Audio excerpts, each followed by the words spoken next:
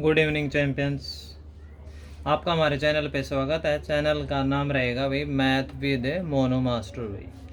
ठीक है, अगर आप हमारे चैनल पे न्यू है तो आप हमारे चैनल पे विजिट करें और अपनी क्लास से संबंधित वीडियो को देखे हुए। ठीक है, ओके। पिछली वीडियो में हमने भी इस एक्सरसाइज 3.3 का फर्स्ट क्वेश्चन और सेकंड क्वेश्चन का फर्स्ट पार्ट करवा दिया था भाई। पिछली वीडियो तक हमने एक तो आपको इसकी पैरेललोग्राम के आपको प्रॉपर्टी बताई गई थी, पैरेललोग्राम की कितनी प्रॉपर्टी होती है उनकी डेफिनेशन समझाई गई थी, फर्स्ट क्वेश्चन करा दिया गया था आपका, सेकंड क्वेश्चन का फर्स्ट पार्ट करवा दिया गया था। इस वीडियो के अंदर हम इस एक्सरसाइज के नेक्स्ट क्वेश्चन करेंगे भाई।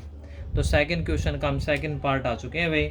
देखो भाई ध्यान से भाई, तो सेकंड क्वेश्चन का सेकंड पार्ट भाई, तो आपको दिखाई दे रहा होगा भाई ये।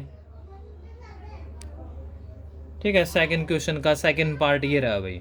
तो ऊपर टॉपिक पढ़ लीजिए भाई, कंसीडर द फॉलोइंग पैरेललोग्राम से find the values of the unknown x y z भाई। जो एक्स वाई जेड अननोन है उसकी हमें वैल्यू फाइंड करनी है। ये डायग्राम दे रखा है भाई। ठीक है, तो बोर्ड पर देखो भाई, पहले हम इसका डायग्राम बना लेते हैं भाई। सेकंड क्वेश्चन सेकंड पार्ट भाई, ये इसका सेकंड क्वेश्चन, ये इसका सेकंड पार्ट। तो मैं पहले यहाँ पे बोर्ड पे इसका डायग्राम बना लेता हूँ, फिर आपको समझा देता हूँ भाई।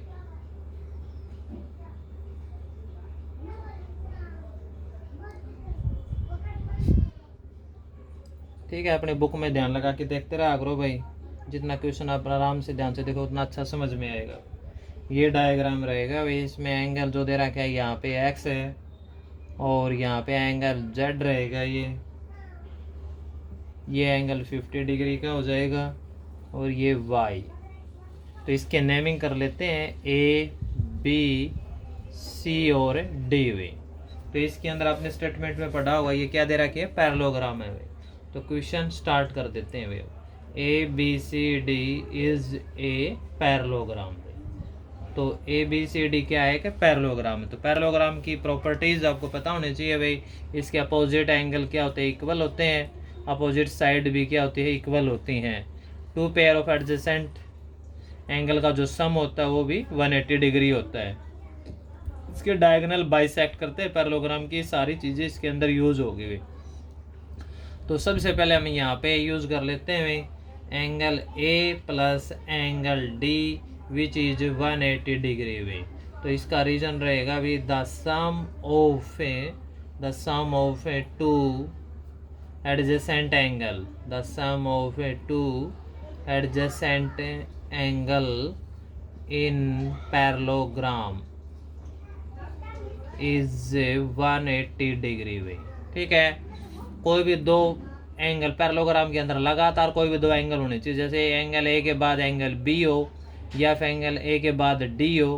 तो इस तरह के जो एंगल होंगे आपके क्या होंगे, एडजेसेंट एंगल होंगे, बिल्कुल पास पास में, बीच में कोई 30 अलग एंगल नहीं होना। जैसे ए और सी नहीं होंगे, ये अपोजिट एंगल होंगे, इनके बीच में क्या आ गया, बी आ गया या फिर डी आ गया। तो इस तरह के जो लगातार कोई भी दो एंगल है वो आपके क्या होंगे, एडजेसेंट एंगल। और पैरेललोग्राम के अंदर उन दोनों का जो सम होगा वो कितना होगा, 180 डिग्री होगा भाई। ठीक है, तो यहाँ से देखिए भाई एंगल ए इज अपना क्या है यहाँ पे भी एक्स डिग्री हो गया भाई। एंगल ए प्लस में एंगल डी कितना है, 50 डिग्री है, इज इक्वल टू कितना है, 180 भाई। ठीक है, ये प्रॉपर्टी यूज कर दी हमने। तो एक्स के वैल्यू क्या आ जाएगी, 180। ये 50 इधर जाके क्या हो जाएगा, नेगेटिव हो जाएगा भाई। तो एक्स इज इक्वल टू आएगा 130 डिग्री। तो ये आंसर आ जाएगा, यानी एक्स की वैल्यू आ गई है। अब हमें वाई और जेड भी निकालना है। तो एक्स का अपोजिट ही तो वाई है। तो angle C is equal to angle A. ये क्या हो जाएंगे भाई, opposite angle of parallelogram a parallelogram are equal. ठीक है, पैरेललोग्राम के जो अपोजिट एंगल होते हैं वो क्या होते हैं, इक्वल होते हैं। तो एंगल सी, तो एंगल जो सी है वो आपका क्या है, वाई है। एंगल सी क्या है, वाई। और एंगल ए क्या है आपका, एक्स है भाई। तो यहाँ पे देखिए भाई हमें एंगल वाई की वैल्यू एक्स का इक्वल आ गया और एक्स की वैल्यू हमने क्या फाइंड करी है भाई, अभी 130 डिग्री। तो x इज इक्वल टू है 130 डिग्री। तो ये यहाँ पे y की वैल्यू आ जाएगी भाई। ठीक है, ओके। अब देखिए भाई, z निकालना है, इसके लिए आपको क्या करना पड़ेगा, यहाँ पे एंगल अलग से एक लेट करना पड़ेगा भाई। एंगल बी के पास यहाँ पे एंगल 1 लेट कर लेंगे भाई। ठीक है, तो अब इस केस में ध्यान से देख लेना भाई, जो एंगल 1 होगा वो एंगल डी का अपोजिट एंगल होगा ये, और दोनों का सम कितना होगा। ठीक है, दोनों ही एंगल, सॉरी भाई, दोनों एंगल क्या होंगे, इक्वल होंगे भाई। ठीक है, तो यहाँ पे हम क्या लेंगे, angle 1 is equal to angle D, ये क्या हो गए, अपोजिट एंगल हो गए भाई। और अपोजिट एंगल ऑफ पैरेललोग्राम क्या होते हैं, इक्वल। मैंने ऊपर भी लिखा ये रहा भाई। ठीक है, अपोजिट एंगल्स भाई।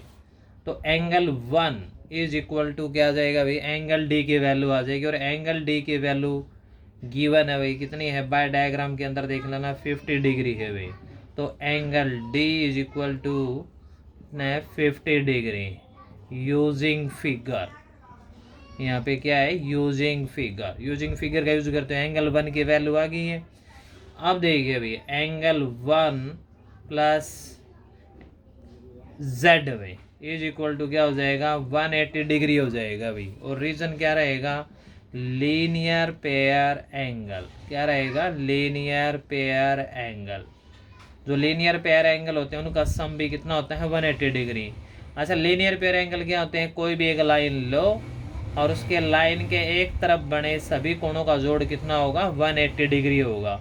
उसके अंदर कितने भी एंगल बने हुए, दोनों का सम कितना होगा, 180 डिग्री होएगा भाई। इनको बोलते हैं लीनियर, ठीक है, लीनियर पेयर एंगल। आपने पहले भी पढ़ा होगा, कभी एंगल पढ़े हो गए, तो ये क्या होते हैं आपके लीनियर पेयर एंगल। तो यहाँ से एंगल 1 की वैल्यू कितनी है, 50 डिग्री, प्लस में z is equal to 180 degree. Okay, यहाँ से z की वैल्यू कितनी आ जाएगी, 180। ये 50 पॉजिटिव इधर जाके नेगेटिव हो जाएगा। दिस इम्प्लाइज यहाँ से z इज इक्वल टू कितना आ जाएगा, 130 डिग्री भाई। तो ये आंसर आ जाएगा भाई, ये z की वैल्यू आ गई। ठीक है, यहाँ पे y की वैल्यू आ गई थी, तो x हो गया, y हो गया, z हो गया। तो ये आपका सेकंड क्वेश्चन का सेकंड पार्ट कंप्लीट हो गया भाई। ओके, अगर यहाँ तक कोई प्रॉब्लम है तो दोबारा पूछ सकते हो। ठीक है, अगर आपको एक बार समझ में नहीं आया तो आप इसको दोबारा पॉज करके अपनी वीडियो को दोबारा देख सकते हो भाई। ठीक है, एक दो बार देखने के बाद आपको आराम से समझ में आ जाएगी, फिर इसको आप इन क्वेश्चन को निकाल के देख लेना भाई। ठीक है, तो अब सेकंड क्वेश्चन का थर्ड पार्ट देखो भाई। ठीक है, मैं इसको साफ कर देता हूँ, इतना आप अपने बुक में सेकंड क्वेश्चन का थर्ड पार्ट देखे भाई। ओके, तो इसका थर्ड पार्ट है, बुक में देखो भी, मैं आपको बुक में भी दिखा देता हूँ भाई। थर्ड पार्ट यहाँ पे दिखाई दे रहा होगा आपको ये। ठीक है, ये सेकंड पार्ट था, ये थर्ड पार्ट ये आगे भाई। ठीक है, डायग्राम आपको दिखाई दे रहा होगा ये। तो ये डायग्राम मैं बना लेता हूँ आपको। ठीक है, आगे बात समझ में, ये डायग्राम बनाने के बाद आपको समझा दूंगा भाई मैं। देखो भाई, तो इसके अंदर जो डायग्राम दे रखा है, पहले वो डायग्राम बना लेते हैं भाई।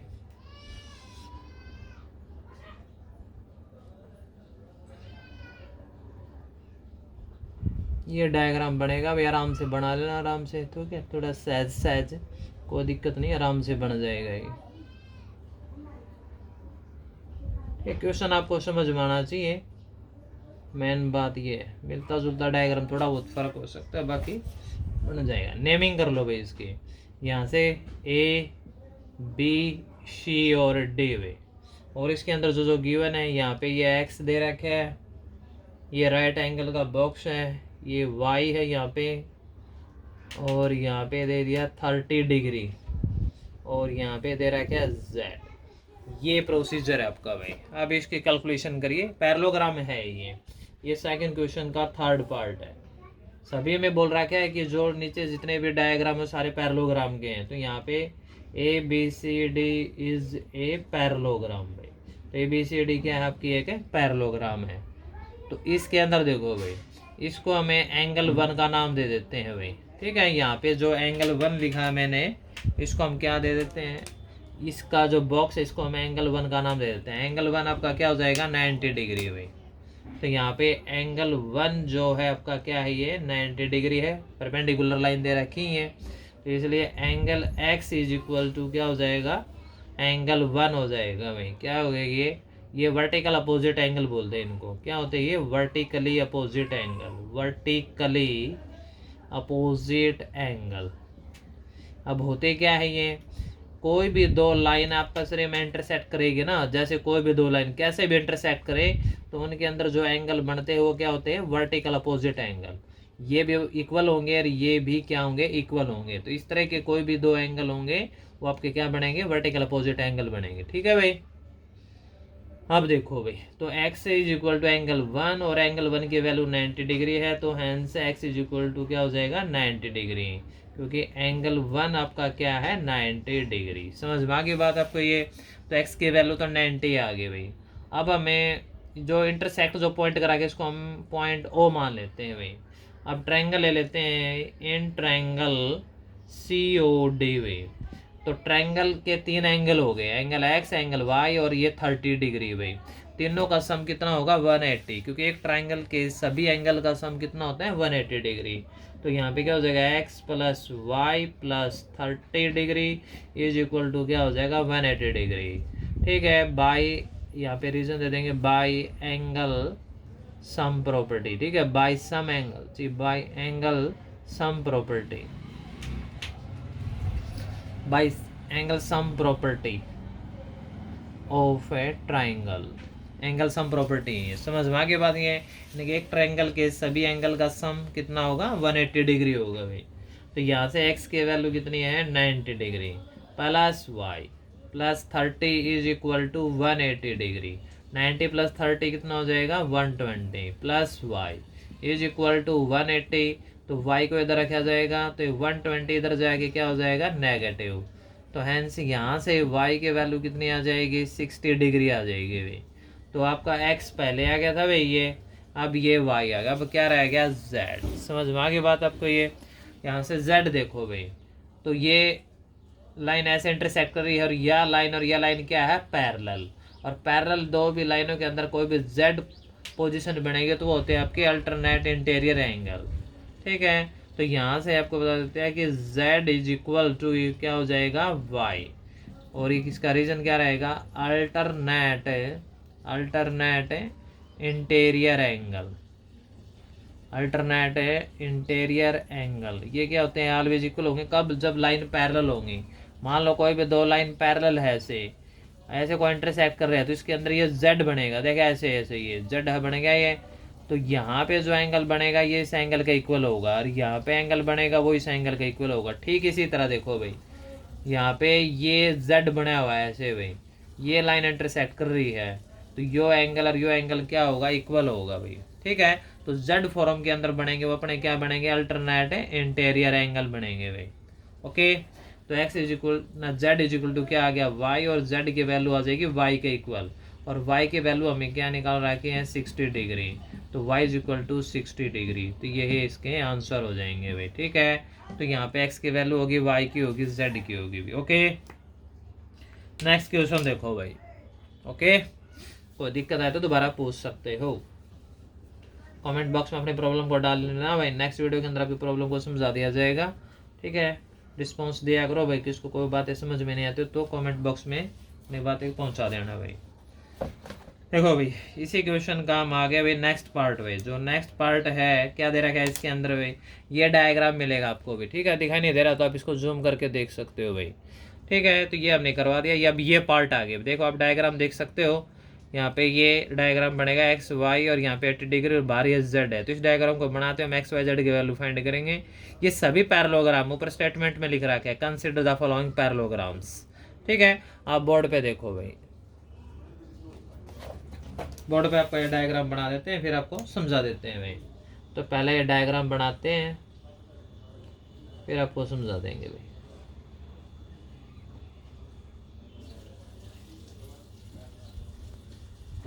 ठीक है। ये डायग्राम बन गया भाई, ये इसके नेमिंग कर देंगे। नेमिंग किसी की दे रखी है किसी की नहीं, कोई दिक्कत नहीं दे रखी है तो हम नेमिंग करेंगे जरूर भाई। नेमिंग से क्वेश्चन आपको समझना भी इजी रहेगा, समझाना भी इजी रहता है। यहाँ पे z रहेगा, यहाँ पे ये x है और ये एंगल y है और ये एंगल 80 डिग्री गिवन है। तो ये प्रोसीजर है इसके अंदर। ठीक है, जो गिवन है। अब हमें देखो, ये आपका इस क्वेश्चन का सेकंड क्वेश्चन का फोर्थ पार्ट है ये। तो इसमें वो प्रोसीजर सब के अंदर यही है, ABCD इज ए पैरेललोग्राम। ठीक है, पैरेललोग्राम इसलिए क्योंकि ये पैरेललोग्राम के अब इसके अंदर हम प्रॉपर्टी फॉलो कर सकते हैं, क्योंकि पैरेललोग्राम की प्रॉपर्टी के अंदर पता है अपोजिट एंगल क्या होते हैं, इक्वल।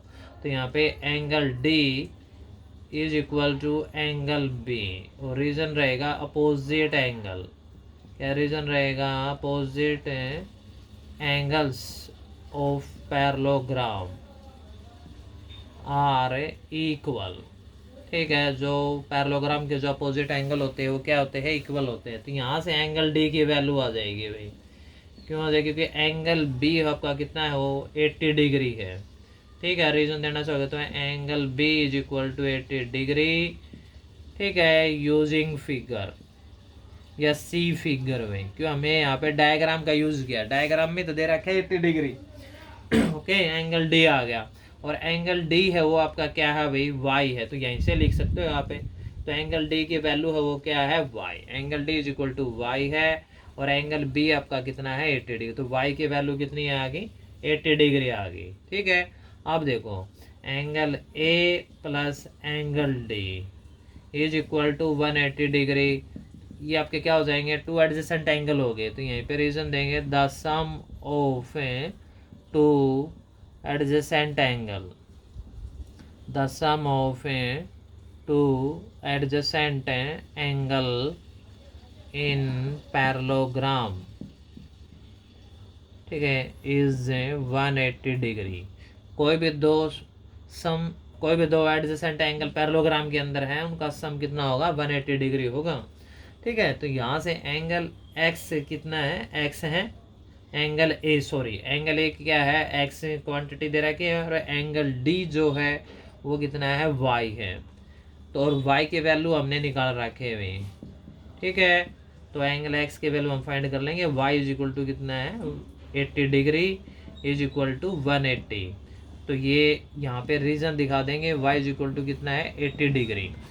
तो ये 180, ये प्लस का 80 इधर जाके क्या हो जाएगा? माइनस का हो जाएगा। तो x की वैल्यू कितनी आ जाएगी यहाँ से भाई? 180 माइनस 80 100 डिग्री आ जाएगा। तो ये x आ गया। ओके, यहाँ से x की वैल्यू हमने फाइंड कर ली भाई। तो यहाँ से x आ गया, y अगर है क्या गया? z भाई। तो z निकालने का प्रोसीजर क्या रहेगा? देखो इसके अंदर जो अंदर वाला जो एंगल है इसको हम क्या मान लेते हैं? 1 भाई। अब आ जाएगा देखो भाई, तो यहाँ से देखिए भाई, तो एंगल A और 1 ये आपके क्या हो गया? अपोजिट एंगल हुए। तो यहाँ पे लिखेंगे angle 1 is equal to angle A, और रीजन रहेगा अपोजिट एंगल, और अपोजिट एंगल और पैरेललोग्राम क्या होते हैं? इक्वल। तो अपोजिट एंगल सही है, तो यहाँ से एंगल 1 की वैल्यू आ जाएगी, क्योंकि एंगल A हमने क्या फाइंड कर रखा है भाई? एंगल A क्या है आपका? x है। ठीक है ना, एंगल A की वैल्यू क्या है? x है। तो यहाँ पे x भी लिख सकते हो, एंगल A की जो वैल्यू x का इक्वल है। ठीक है, angle A is equal to x है, ये डायग्राम में आप देख सकते हो।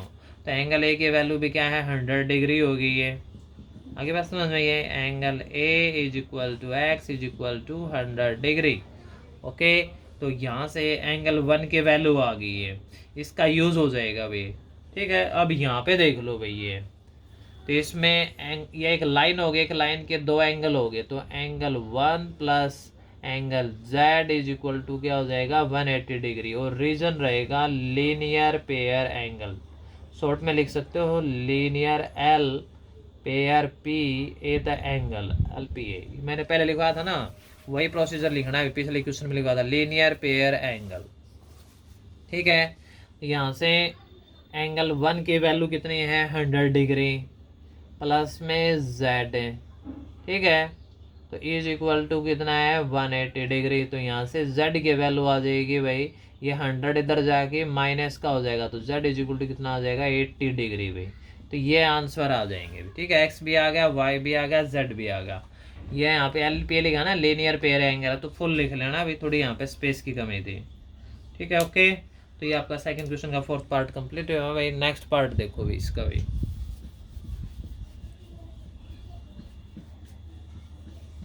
तो ये इसका सेकंड क्वेश्चन का लास्ट पार्ट आ गया भाई। ठीक है, ये इसका 5th पार्ट आ गया भाई। तो इसका जो 5th पार्ट जो दे रखा है भाई, डायग्राम मैंने आपको बार बार पहले भी दिखाया था, एक बार मैं आपको थोड़ा दिखा देता हूँ। ये ठीक है, इसको आप जूम करके देख लेना, ये डायग्राम बनेगा इसके अंदर। ओके, ठीक है, ये डायग्राम बनेगा ये, और इसके अनुसार हम आपको समझाएंगे। वे बोर्ड पे देखो भाई ये, ठीक है। तो इस डायग्राम के अकॉर्डिंग कंडीशंस क्वेश्चंस देखिए आप भाई, अपनी बुक साथ में रखा करो, तो ये डायग्राम बन जाएगा यहाँ से। अब इसके नेमिंग कर लो, A B and C and D में। तो यहाँ पे एंगल जो दे रखा है 112 यानी 112 डिग्री, 112 ये वाई है यहाँ पे, और इसमें इस डायगोनल को ज्वाइन करा के भाई है। तो इधर जो एंगल दे रखा है ये दे रखा है 40 डिग्री, और यहाँ पे ये जो गिवन है ये है z, ये 40 डिग्री ये z। तो एक्स वाई जेड हमें ये फाइंड करना है, ठीक है। यहाँ पे क्या दे रखा है x, यहाँ पे x है, ये z हो गया। तो प्रोसीजर वही रहने वाला है भाई, A B C D is a parallelogram. Okay, B C D क्या है आपकी एक पैरेललोग्राम है। अब इसमें देखो, सबसे पहले आपको पता है एंगल बी और डी आपके इक्वल होंगे, ठीक है। ये बी एंगल अगर आपका 112 है तो डी भी आपका क्या होगा 112, और डी क्या है आपका वाई, तो वाई की वैल्यू यही होगी भाई। तो यहाँ पे लिख देंगे angle D is equal to angle B, और रीजन रहेगा अपोजिट एंगल भाई, क्या है ये opposite angle of parallelogram are equal. तो अपोजिट एंगल पैरेललोग्राम हमने पहले इसका मेंशन कर रखा है, ये समझ में आ गई बात आपको ये। तो एंगल डी क्या है आपका वाई है, और एंगल बी आपका क्या हो जाएगा 112, ठीक है। Angle B is equal to 112। तो यहाँ पे यूजिंग फिगर वे क्या यूज करें हमने, डायग्राम का यूज किया। ओके, तो y की वैल्यू आ गई भाई, ये समझ में आ गया इतना। तो अब देखो y आ गया, तो अब देखो ये ट्रायंगल वाली प्रॉपर्टी लगा लेंगे यहाँ पे भाई, in triangle A C D में। देखो भाई ए सी डी एक ट्रायंगल हो गया, इसमें 3 एंगल हो गए एक्स वाई, और ये हाफ ऊपर वाला एंगल कितना है 40 डिग्री, ठीक है। Angle x angle y plus 40, और क्या हो जाएगा 180 बाई एंगल सम प्रॉपर्टी भाई। क्या रीजन रहेगा, by angle sum property, by angle sum property of triangle, ठीक है। एक ट्राइंगल के सभी एंगल्स का सम कितना होता है, बाई एंगल सम प्रॉपर्टी कितना होता है 180 डिग्री। तो एक्स की वैल्यू हमें फाइंड करनी है, और वाई की वैल्यू कितना दे रखा है 112 प्लस 40 इज इक्वल टू 180, ठीक है। 112 प्लस 40 कितना हो जाएगा भाई 152 इज इक्वल टू कितना हो गया 180। 152 पॉजिटिव है, इधर जाके क्या हो जाएगा नेगेटिव हो जाएगा भाई। अब 100, ठीक है, 180 में से 152 क्या कर देंगे माइनस, तो क्या आ जाएगा ये 28 आ जाएगा भाई, ठीक है। तो ये x की वैल्यू आ गई 28 डिग्री। आगे बात समझ में इतनी है। तो यहाँ पे x हो गया y हो गया, दोनों रह क्या गया z में। तो x आने के बाद z भी आ जाएगा, क्योंकि ये भी क्या बनेंगे अल्टरनेट इंटीरियर एंगल बनेंगे यहाँ से भी। तो यहाँ से x इज इक्वल टू क्या हो जाएगा z, और रीजन रहेगा अल्टरनेट इंटीरियर एंगल। क्या रहेगा alternate interior angle, alternate interior angle, ठीक है। तो हम आपको बताते जो z फॉर्मेट में बनेगा ना, ऐसे कोई z फॉर्मेट के अंदर जैसे z है ये, तो यहाँ पे एंगल और यहाँ पे जो एंगल बनेंगे वो अपने क्या होंगे अल्टरनेट इंटीरियर एंगल भाई, इंटीरियर। तो ये z बनेगा ऐसे करते हुए भाई, जैसे सी डी वाली लाइन है, सी वाली और ए बी वाली लाइन है।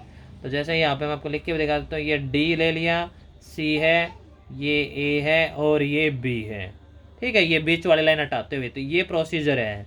तो इसके अंदर जो z बनेगा ये एंगल और ये एंगल आपके क्या होंगे अल्टरनेट इंटीरियर एंगल होंगे। तो x इज इक्वल टू क्या हो जाएगा z, ये तब होंगे अल्टरनेट इंटीरियर इक्वल तब ये लाइन पैरेलल होंगे। ये लाइन पैरेलल है क्योंकि पैरेललोग्राम है, पैरेललोग्राम के अपोजिट साइड इक्वल भी होते हैं पैरेलल भी होती है। तो यहाँ से x की वैल्यू कितनी हो जाएगी 28 डिग्री, तो z भी यही हो जाएगा भाई, इसलिए z की जो वैल्यू आ जाएगी वो क्या आ जाएगी 28 डिग्री, क्योंकि x और y दोनों इक्वल है, ठीक है। तो x इज आल्सो 28 डिग्री। तो यही इसके आंसर आ जाएंगे भी, समझ में आई बात आपको। ये x is equal to z और x इज इक्वल टू 28, तो z इज आल्सो 28 डिग्री। तो x भी आ गया, y भी आ गया और z भी आ गया। ओके, ठीक है भाई।